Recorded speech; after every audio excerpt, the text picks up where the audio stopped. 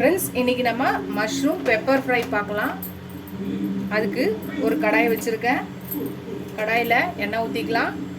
நான் கடலை எண்ணெய் ஊற்றுறேன். எண்ணெய் காயட்டும். கடுகு போட்டுக்கலாம், சீரகம் போட்டுக்கலாம்.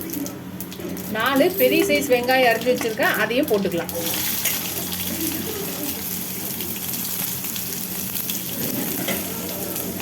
கொஞ்சம் கருவேப்பிலை போட்டுக்கலாம். இப்போ 1 ஸ்பூன் இஞ்சி பூண்டு பேஸ்ட் போட்டுக்கலாம்.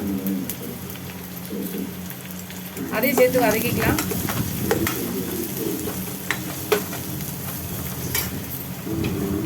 இப்போ ஒரு 2 சைஸ் மீடியம் சைஸ் தக்காளி அரைச்சி வச்சுருக்கேன், அதையும் போட்டுக்கலாம். இப்போ அதையும் வதக்கிக்கலாம். ஒரு 1/4 ஸ்பூன் மஞ்சள்தூள், 1 spoon red chilli powder, 2 table spoon தனியா, இதுக்கு தேவையான அளவு உப்பு போட்டிருக்கேன், 1 ஸ்பூன். இப்போ இது எல்லாத்தையும் நல்லா வதக்கிக்கலாம். மஷ்ரூமை நல்லா கழுவி நல்லா கட் பண்ணி வச்சுருக்கேன், க்ளீன் பண்ணி அதையும் போட்டுக்கலாம். இப்போ அதையும் சேர்த்து வதக்கிக்கலாம்.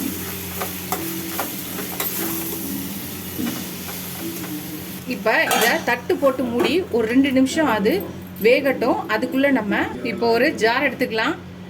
அதில் இந்த மாதிரி 3 ஸ்பூன் ஃபுல்லாக மிளகு போட்டுக்கலாம்.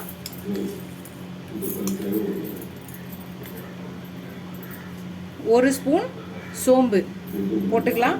இப்போ இது ரெண்டுத்தையும் நல்லா மிக்ஸி ஜாரில் தூள் பண்ணி எடுத்துகிட்டு வரலாம். தூள் பண்ணி எடுத்துகிட்டு வந்தாச்சு. இப்போ கடாயை ஓப்பன் பண்ணி பார்க்கலாம். இதை நல்லா கிளறிக்கலாம். நல்லா வெந்துருச்சு நம்மளோட மஷ்ரூமு.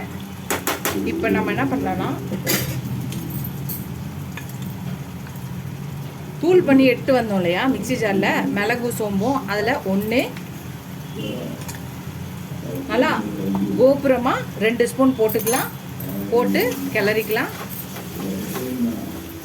கிளறி ஒரே 1 நிமிஷம் இருந்துட்டு அப்படியே வச்சிடலாம். அப்புறம் பார்த்திங்கன்னா நம்மளோட மஷ்ரூம் பெப்பர் ஃப்ரை ரெடி ஆகிடும். ஃப்ரெண்ட்ஸ், அவ்வளோதான், ரெடி ஆகிடுச்சு நம்மளோட மஷ்ரூம் பெப்பர் ஃப்ரை. பட்சர் ஸ்டைலில் மஷ்ரூம் பெப்பர் ஃப்ரை செஞ்சுருக்கேன். நீங்களும் ட்ரை பண்ணி பாருங்கள். இதே மாதிரி ஈஸியாக சிம்பிளாக ஒரு மஷ்ரூம் பெப்பர் ஃப்ரை ட்ரை பண்ணி பார்த்துட்டு எப்படி இருக்குன்னு சொல்லுங்கள். இந்த வீடியோ உங்களுக்கு பிடிச்சிருந்தா லைக் பண்ணுங்கள், ஷேர் பண்ணுங்கள், கமெண்ட் பண்ணுங்கள். ஃபஸ்ட் டைம் என் சேனலை பார்க்கணுன்னா சப்ஸ்கிரைப் பண்ணிட்டு பாருங்கள். இதோட அடுத்த வீடியோவில் அடுத்த ரெசிபியில் பார்க்கலாம். Tata, bye bye friends.